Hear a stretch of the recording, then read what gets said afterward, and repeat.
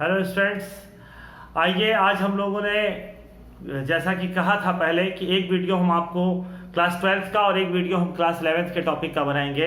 तो हमने लास्ट जो 2 वीडियो बनाए थे उसमें क्लास 11th के टॉपिक पे हमने अर्थमेटिक प्रोग्रेशन, उसकी एक्सरसाइज 9.1 और एक्सरसाइज 9.2 जिसको आपने देखा, और अगर नहीं देखा तो उसको आप पहले देख के फिर इस वीडियो को देखिए, ऐसा हमारा आपसे रिक्वेस्ट है, जिससे कि आप स्टेप बाय स्टेप हम लोग इस चीज़ को समझ पाएँ और उसका लाभ उठा सकें, क्योंकि लाभ उठाने के लिए कॉन्टिन्यूएशन का होना बहुत ही ज़रूरी है स्टूडेंट्स।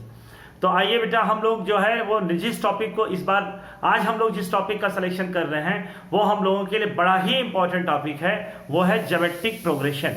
ये हम लोगों का प्योर 11th का टॉपिक है। क्यों? क्योंकि अर्थमेटिक प्रोग्रेशन के बारे में आप थोड़ा बहुत जानते होंगे। अब यहाँ पर आपको हम जब ज्योमेट्रिक प्रोग्रेशन के बारे में बताएं तो अर्थमेटिक प्रोग्रेशन के रिस्पेक्ट में हम ज्योमेट्रिक प्रोग्रेशन की बात करते हैं। कैसे? जब हम अर्थमेटिक प्रोग्रेशन के रिस्पेक्ट में ज्योमेट्रिक प्रोग्रेशन की बात करते हैं तो कैसे उसको हम लिंक कर रहे हैं, जरा उस पर आप कॉन्सेंट्रेट करिएगा अपने आप को।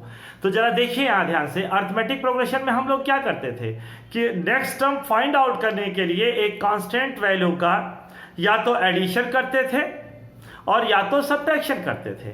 After addition and subtraction of a constant, the constant is called scalar value, and in commonly that will be known as the common difference। तो common difference, यहां से अगर हम और आगे बढ़ जाएं तो यहां से आगे बढ़ते समय हम लोगों को यहां ध्यान देने वाली बात क्या है कि अब ये स्केलर वैल्यू कौन सा रोल प्ले करने वाली है। यहां भी स्केलर वैल्यू है, लेकिन वो क्या करने वाली है, वो वहां एडिशन सब्ट्रैक्शन में जो स्केलर वैल्यू होती थी, यहां पर वही वैल्यू मल्टीप्लिकेशन और या डिवीजन के फॉर्म में प्रोसीड करेगी। ध्यान दीजिए, अगर ये मल्टीप्लिकेशन या डिवीजन के फॉर्म में प्रोसीड कर रही है स्केलर वैल्यू, तो जो सीक्वेंस बनेगा हम लोगों का, ये सीक्वेंस क्या बनाएगा, ये जो सीक्वेंस बनाएगा वो एक ज्योमेट्रिक प्रोग्रेशन, ज्योमेट्रिक सीक्वेंस के रूप में आगे बढ़ता चला जाएगा। और वहां पर जो हम लोग कॉमन डिफरेंस कहा करते थे, यहां पर वो डिफरेंस के वर्ड को हटा के हम लोग कौन सा वर्ड जोड़ देते हैं, ratio. That is called common ratio. Now we change common difference to common ratio. क्यों? क्योंकि वहां पर हम लोग क्या पाते थे, 2 कॉन्जिक्यूटिव टर्म्स के बीच में सब्ट्रैक्शन करते थे। यहां पर हम क्या करेंगे, डिवीजन करेंगे। हर टर्म में डिवीजन करने के बाद जो रिजल्टेंट आना चाहिए वो कांस्टेंट आना चाहिए। हर टर्म में डिवीजन करने के बाद जो रिजल्टेंट आना चाहिए वो क्या आना चाहिए, कांस्टेंट आना चाहिए। जैसे आप यहां पे आइए, तो अगर हमने यहां पर बेटा सिलेक्शन किया तो कहा 2, ध्यान दीजिए 2, फिर क्या कहा 4। तो अब आप इसको नेक्स्ट टर्म अगर आपसे हम पूछें कि बताओ 2 और 4 के बाद क्या होगा, तो आप चूंकि अर्थमेटिक प्रोग्रेशन आपके दिमाग में बैठा है तो तुरंत आप फट से बोलेंगे सर 6।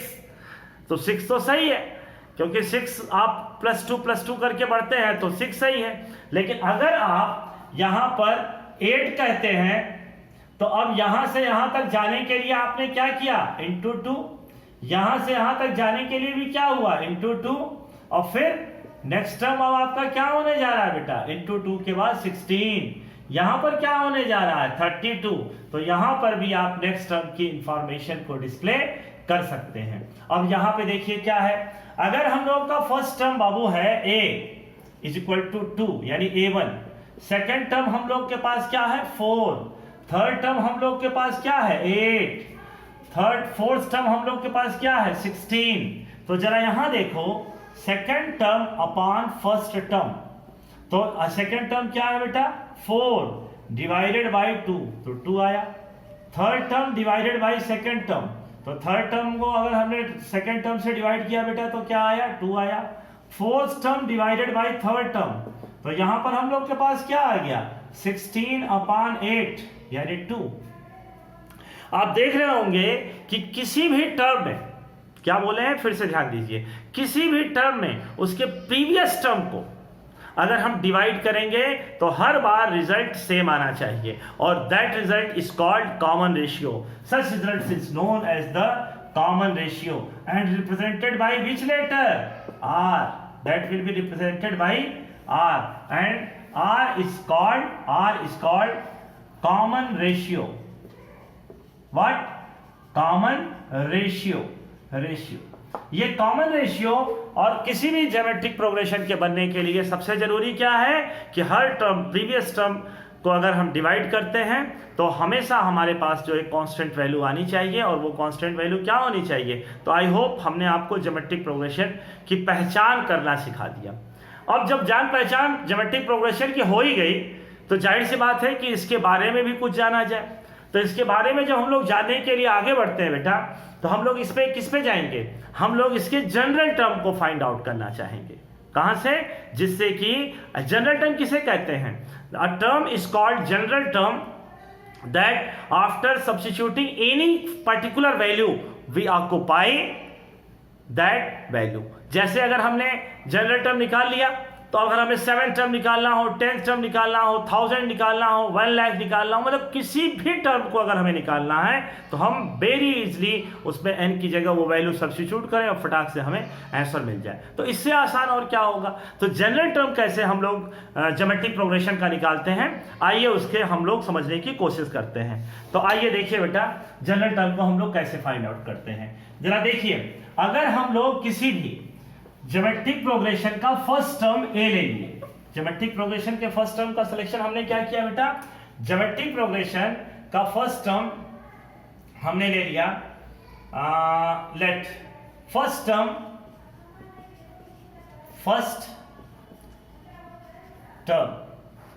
को हमने क्या कहा, ए, और कॉमन रेशियो को किससे रिप्रेजेंट किया बेटा, आर। तो अगर हम फर्स्ट टर्म की बात करें तो फर्स्ट टर्म हम लोग के पास कितना निकल के आएगा, ए। सेकेंड टर्म कॉमन रेशियो से मल्टीप्लाई कर दो तो ए आर। थर्ड टर्म तो यहां पर कितना निकल के आएगा बेटा, A R square, A R cube, A R to the power 4, A R to the power 5 and so on. अब आप देखो यहां पे जरा ध्यान से देखना, तो ये आपको बहुत अच्छी तरीके से समझ में आएगा। A1 की वैल्यू हम लोग के पास क्या है, A। A2 की वैल्यू हम लोग के पास क्या है बेटा, AR।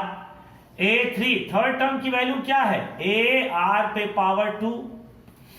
यहां पे फोर्थ टर्म की वैल्यू हम लोग के पास क्या है, AR पे पावर 3।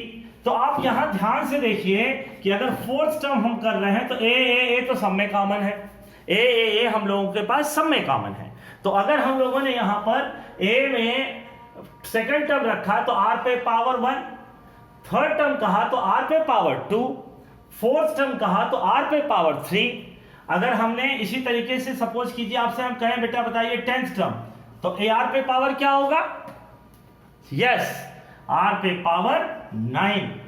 ए आर अगर हमने आपसे कहा बताइए ए 100 वैल्यू क्या होगी, तो आप कहेंगे A R to the power 99। Very good. तो हम लोग बात करते हैं 99 एंड सो ऑन। इस तरीके से अगर हम लिखते हैं तो अगर यहां पे हमने an लिख दिया तो A R to the power, यहां का पावर हमेशा यहां की वैल्यू से 1 लेस है। After subtracting 1 from this value we find general term of geometric progression. What we find, general term of geometric progression. तो हम लोग ज्योमेट्रिक प्रोग्रेशन के जनरल टर्म को फाइंड आउट कर लिए।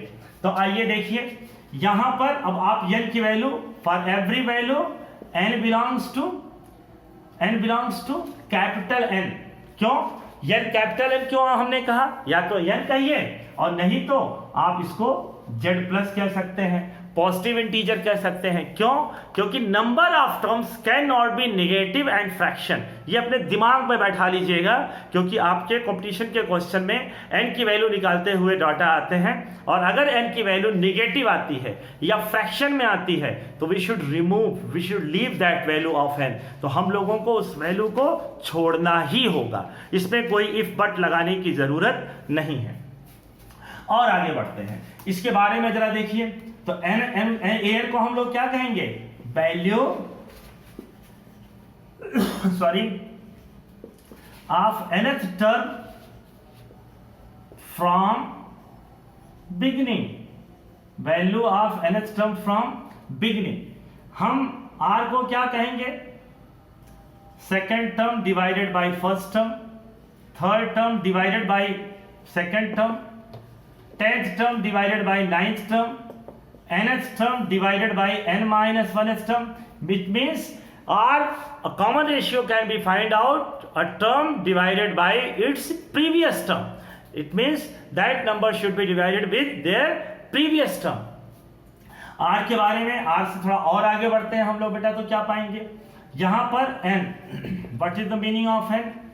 Value of nth term, value of nth term, value of value not value of number of n term, sorry बेटा, न value of nth term तो हम लिख ही चुके हैं, ये क्या है number of terms, number of terms, और ये क्या है value of first term, value of first term, value of first term. अब आप एक चीज कहेंगे कि सर ये value of nth term from beginning आपने क्यों लिखा है, क्या फ्रॉम एंड भी होता है? तो बिल्कुल होता है, उसको भी जरा हम लोग ध्यान से देखने की कोशिश करते हैं। तो देखिए कैसे उस टर्म को निकाला जाएगा उसको हम आपको बताते हैं। आई होप ये बात आपको समझ में आ गई होगी। आप कॉपी और पेन लेके बैठा कीजिएगा तो पूरी बात आएगी। जैसे जैसे हम लोगों का परिवार बढ़ता जाएगा वैसे वैसे हम लोग लाइव क्लासेस की तरफ जाने के लिए कैपेबल हो जाएंगे। तो ar⁵ जरा ध्यान देना बेटा, ये क्या है लास्ट टर्म। एक्चुअली इसमें लास्ट होता नहीं है, लेकिन जहां हमने कलम रख दी full stop, it means that will be the last term. Why? Because you obtain a full stop on that point. तो इसलिए अगर यहां हमने l लिखा तो l के प्रीवियस में क्या आएगा, तो यहां पर एक फॉर्मूला आपको हम पहले बता देते हैं, फिर लास्ट टर्म से nth टर्म की हम बात करते हैं। तो जरा ध्यान दीजिए, ये जो लास्ट टर्म कहा जाता है ये l, ये कहलाता है वैल्यू ऑफ लास्ट टर्म। तो बेटा लास्ट टर्म की जो वैल्यू की हम बात करते हैं, तो यहां पर एक बात आपको हम बता दें, लास्ट टर्म की वैल्यू के लिए l nth टर्म के इक्वल होता है। तो l equal to nth term का फॉर्मूला आपको मालूम है, ar⁻n−1, यानी लास्ट टर्म का भी क्या होगा, वही फॉर्मूला होगा जो nth यानी nth टर्म फ्रॉम बिगिनिंग का होता था, लेकिन वो पर्टिकुलर टर्म की बात है। लेकिन अगर हम इधर से चलने की बजाय हम इधर से चलना डिसीजन ले लिए तो हम क्या कहेंगे, हम उसको बताने जा रहे हैं। तो ये आपने लिख लिया। अब जरा इससे आगे बढ़ते हैं। जरा देखिए बेटा, यहां पर अगर हम बात करें तो यहां पर ये लास्ट टर्म तो l हो गया। अब ये बताओ, ये ar⁴ नेक्स्ट टर्म पाने के लिए r से मल्टीप्लाई करेंगे, तो प्रीवियस टर्म पाने के लिए r से डिवाइड करेंगे। Very good. तो यहां l है, तो नेक्स्ट टर्म अगर पाना होता तो पाना ही नहीं है। क्यों? क्योंकि हम तो लास्ट टर्म कह रहे हैं, तो नेक्स्ट टर्म की तो बात ही छोड़ दो। तो प्रीवियस टर्म क्या यहां निकल के आएगा, l/r। फिर प्रीवियस क्या निकल के आएगा, l/r²। इससे और पीछे गए तो क्या निकल के आएगा, l/r³ एंड सो ऑन। तो जरा यहां देखो, ये a1 का मतलब क्या है, ये l, a2 का मतलब l/r। ये a1 का मतलब क्या है, value of first term from and, अंत से, यहां से ये फर्स्ट टर्म कहलाएगा। इसको क्या कहेंगे, value of second term, value of second term from and. अब यहां से हम a3 की बात कर ले बेटा, तो ये कितना आएगा, l/r²। तो इस तरीके से हम लिखते हम निकालेंगे अगर an', तो इसकी वैल्यू क्या आएगी, l/r⁻n−1, जहां an' को हम लोग क्या कहेंगे, value of nth term from and. यानी ये nth टर्म तो होगा, लेकिन इसकी काउंटिंग इधर से ना होके इस साइड से होगी, यानी हम एंड से आते हुए, अगर हमने कहा A3 डैश तो मतलब हम इसकी बात कर रहे हैं, लेकिन अगर हमने A3 कहा तो मतलब हम इसकी बात कर रहे हैं। तो आपके दिमाग में एकदम क्लियर होगा कि हम nth टर्म फ्रॉम बिगिनिंग और nth टर्म और फ्रॉम एंड का मतलब क्या होता है। लास्ट टर्म की वैल्यू nth टर्म की वैल्यू के बराबर होती है। आइए अब हम लोग इसके नेक्स्ट टॉपिक पे आते हैं, क्या, sum of n terms of GP, sum of n terms of GP. तो sum of n terms of GP पे आइए, चलिए बेटा आते हैं हम लोग। Sum of n terms of GP देखिए कैसे निकाला जाएगा।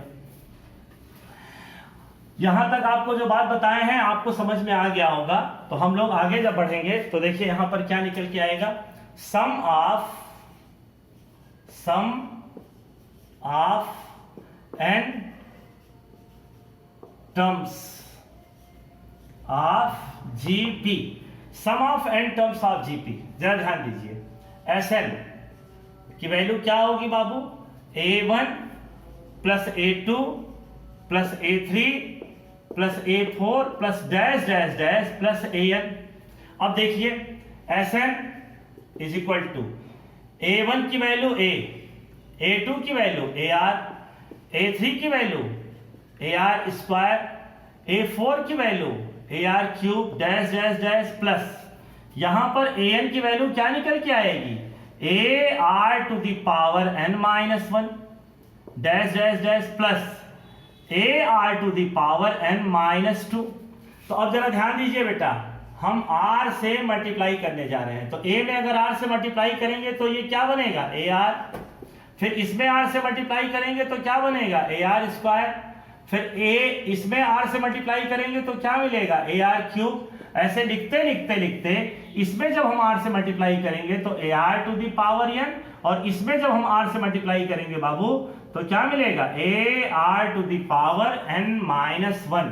बहुत तेज तो नहीं बता रहे हैं आप, अगर बहुत तेज आपको लगता होगा कि सर ने बहुत तेज बता दिया तो आप इस वीडियो को रोक रोक के धीरे धीरे करके देखिएगा, आपको पूरी बात समझ में आएगी, ऐसा हमारा ट्रस्ट है।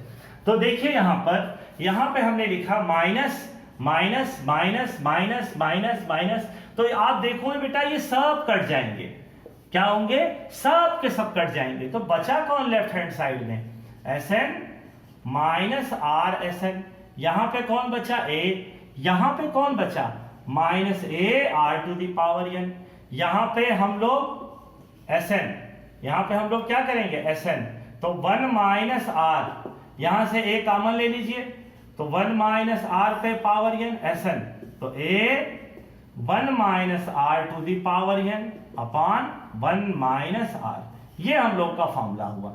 जनरली ये फॉर्मूला हम लोग तब यूज करते हैं जब R की वैल्यू 1 से छोटी है, माइनस से if value of R is less than 1। यहां पे एक बात और आपको हम बता दें, R can not be equal to 1। अब आप पूछेंगे कि क्यों, इसलिए क्योंकि R की वैल्यू अगर 1 कर दी जाएगी बेटा तो ये पूरा वैल्यू 0 हो जाएगा, यानी ये अनडिफाइंड हो जाएगा, इसलिए R की वैल्यू 1 नहीं है इसमें रखी जाती है। हम यहां भी माइनस से यहां भी माइनस से मल्टीप्लाई करें तो हम लोग के पास फॉर्मूला क्या बनेगा, माइनस से मल्टीप्लाई करते ही ये पॉजिटिव और ये निगेटिव, ऊपर नीचे भी कर रहे हैं तो ये क्या हो गया R माइनस 1, और ये वैल्यू हमारी हो गई R ग्रेटर देन 1। यहां के लिए भी हमारा same statement, value of R can not B 1। R का मान बेटा फ्रैक्शन में हो सकता है, निगेटिव हो सकता है, पॉजिटिव हो सकता है, लेकिन 1 नहीं हो सकता है। आगे और आते हैं हम लोग, अब हम लोग नेक्स्ट हेडिंग पे आते हैं, क्या, सम ऑफ n टर्म्स के बाद सम ऑफ इनफाइनाइट टर्म्स, क्या है, sum of infinite terms of GP, sum of infinite terms, infinite terms of GP.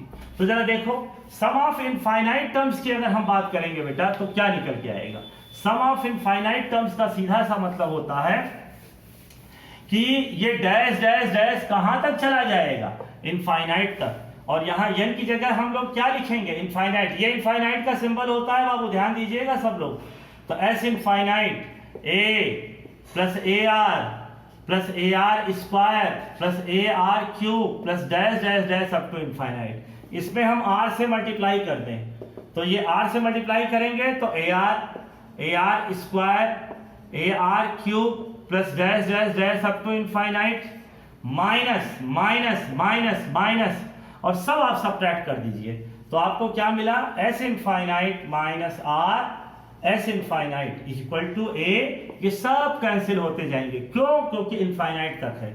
1 minus R और ये कितना आया, S infinite A, S infinite is equal to A upon 1 minus R. और ये एक interesting बात, ये फॉर्मूला केवल लेस देन 1 के लिए होता है। क्यों, क्योंकि अगर r लेस देन 1 है तभी उसके इनफाइनाइट टर्म्स का एडिशन किया जा सकता है। अगर r लेस देन 1 नहीं है तो उसके इनफाइनाइट टर्म्स का कभी भी एडिशन फाइंड आउट नहीं किया जा सकता। अब आप फिर पूछेंगे कि सर ऐसा क्यों? ऐसा केवल इसलिए क्योंकि if the value of r is less than 1 the whole sequence और whole progression tends to 0. If the whole expression tends to 0, it means their addition can be find out. If their value moves to more than 1, the whole expression moves to infinite. After that, their whole addition sum becomes infinite. That cannot be occupied by any formula or anything else. More concept about that, हम उसके लिए और concept जानते हैं और बारे में जानते हैं, लेकिन जानेंगे वो टाइम टू टाइम जानेंगे। आज हम लोग ज्योमेट्रिक प्रोग्रेशन के बेसिक फंडामेंटल वैल्यूज के बारे में जाने। अब अगर आपको यहाँ से थोड़ी सी और आगे बात बताना चाहें तो यहाँ देखिए कि अगर आपको ज्योमेट्रिक प्रोग्रेशन के 3 टर्म मानने हैं, 4 टर्म मानने हैं, 5 टर्म मानने हैं, तो आप क्या मानेंगे? तो यहाँ से आपको ये पूरी बात समझ में आ गई होगी, ऐसा हमारा विश्वास है। हाँ, और हमारा ट्रस्ट में अगर आपको कभी भी दिक्कत आती है बेटा तो आप कमेंट बॉक्स में लिख के हमें अपनी बातों को जरूर करिए।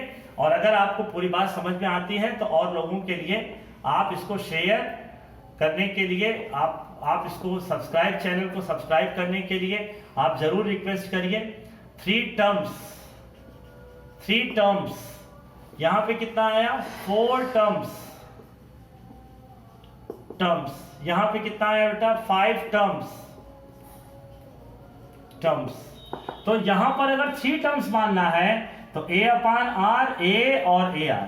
अगर हमें 4 टर्म्स मानना है तो a upon R cube, a upon R, a r और a r क्यूब माना जाएगा।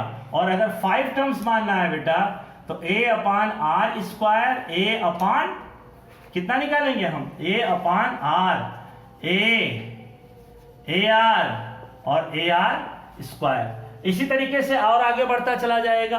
तो हम ये एक्सपेक्ट करते हैं कि आज हमने आपको जितना ज्योमेट्रिक प्रोग्रेशन के basic rules, basic fundamental rules को हमने बताने की कोशिश की। अब यहाँ पर हम ज्योमेट्रिक मीन, अर्थमेटिक मीन और इनके रिलेशंस, इसमें कैसे कौन वैल्यू लार्जर होती है, कौन वैल्यू स्मॉलर होती है, इसके कनेक्टेड वीडियोस हम आपके नेक्स्ट वीडियो में बनाएंगे। क्योंकि छोटे छोटे वीडियोस देखना भी आपके लिए आसान है और आपके दिमाग में पूरी बात बैठाना हमारे लिए बहुत ही ईजी हो जाता है। आप हमारे साथ इस पूरे वीडियो को देखें, बहुत ध्यान से देखें। आपको इसके लिए हम बहुत बहुत धन्यवाद देते हैं और आपसे एक रिक्वेस्ट करते हैं कि अगर आपको हमारा वीडियो पसंद आया है तो आप इसे सब्सक्राइब करिए, अपने यार दोस्तों से सब्सक्राइब करने के लिए कहिए और इसमें एक लाइक और ज़रूर करिए, जिससे कि हम लोगों को एक उत्साहवर्धन मिलता है जो लोग अपने आप के साथ जुड़ते हैं। क्योंकि we are not directly connected to each other, your response connected to yourself. तो इसलिए हम लोग डायरेक्ट एक दूसरे से नहीं जुड़े हैं, लेकिन अपने एजुकेशन, माइंड टू माइंड एक दूसरे से जुड़े हैं और माइंड का एक दूसरे से जो अप्रिशिएशन मिलता है निश्चित रूप से हम लोगों को एक हैप्पीनेस देता है। और ये हैप्पीनेस हम लोगों को लिए और करेजियस एक्टिविटी करते हुए और अच्छी अच्छी वीडियोस और अच्छे नॉलेजेबल एक्टिविटी की वीडियो बनाने के लिए इंस्पायर्ड करता है। Thank you very much to watch my videos.